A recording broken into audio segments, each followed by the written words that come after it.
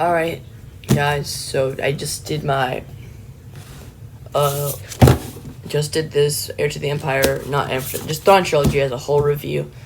And I don't know if this is before or after my Lord of Chaos review. But right now, I'm going to be talking about the First Law as a whole. I've already reviewed all the individual books in the series. So if you want a more in-depth review of each book, I have my feelings on each book as I finish them. But this is kind of more of an overview. And since it's an overview, it'll be spoiler-free. And I think my other First Law things are spoiler-free. But always be spoiler-free. I am not as sensitive to spoilers. Very vague spoilers won't mind me. So there's very vague spoilers, and if you don't care, you don't care. And the comment section, I want to discuss more in-depth spoilers for First Law, so just be warned.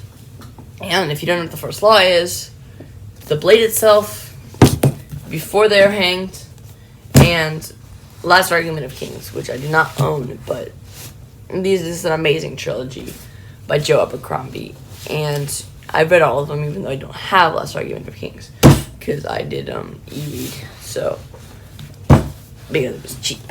And yes, these are all amazing. It took me a while to get onto it. I liked the first. I gave them both 4 stars because they were very solid. They were grimdark, but like they were. I was taking a while to get onto it, but wow, once I got on, I caught on.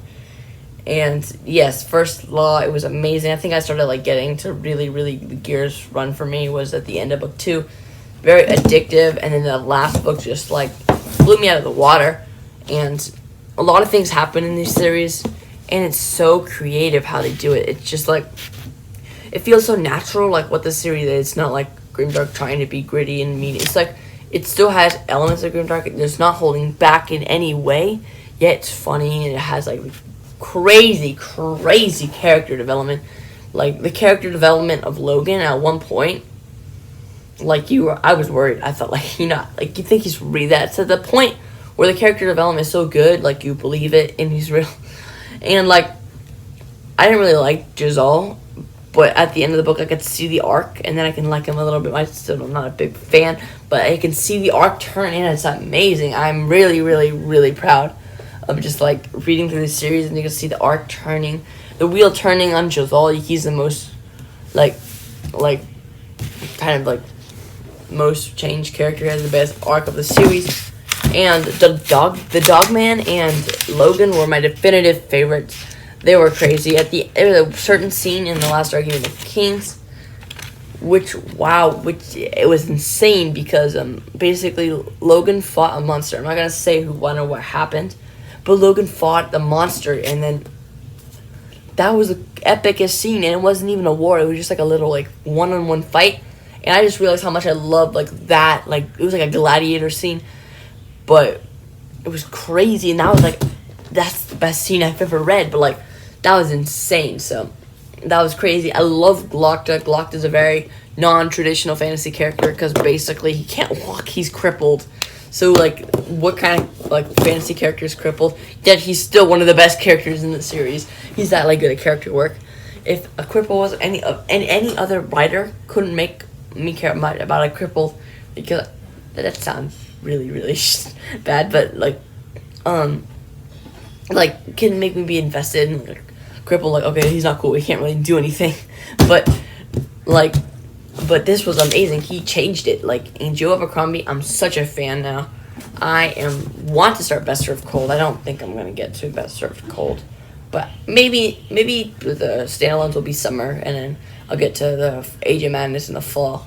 Who knows? It might happen. But Joe Abercrombie's amazing, and I did listen to a little bit of audio and reading the book, and Stephen Pacey did an amazing job. I think that's his name. Yes, Stephen Pacey. So if you want to get Audible, the First Law, amazing Audible reads, and there's a little bit like there's music in this audiobook, which didn't think I would like, but it's really subtle, and like it exceeds of my expectations.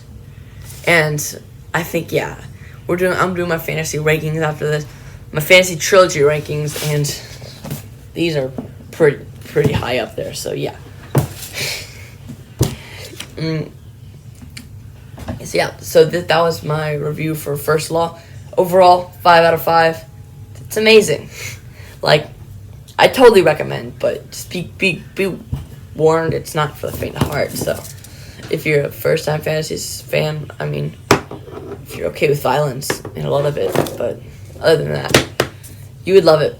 And the character, if you're a character driven reader, which I am, it blows your mind. Just like, I love just having these characters in my mind, having them like they're like a part of me forever now, which is awesome. So yeah, First Law, it like blows me away in my books, and I loved it.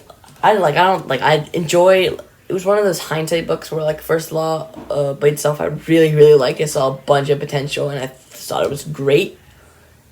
And then I like it even more. Like, I love those first 2 books even more now, which is awesome. So, it's residing really well in me. And First Law is quite the amazing series.